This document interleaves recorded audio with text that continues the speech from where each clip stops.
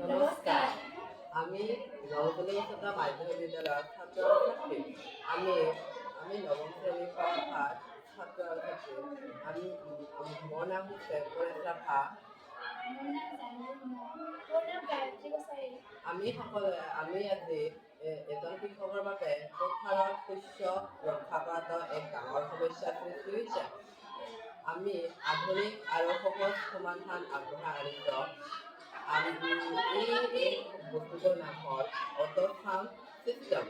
এই আৰ্হিত আপোনালোকে দেখিব পাৰিছে যে খেতি পথাৰৰ চাৰিওফালে ম'চন সেন্সাৰ আছে, যিয়ে চৰাই চিৰিকটি আদি খেতি পথাৰত আহিলে গম পোৱা যাব, আৰু তাৰ পিছত চাউণ্ড চিষ্টেমেৰে শব্দ ওলাব, যিয়ে চৰাই চিৰিকটিবোৰক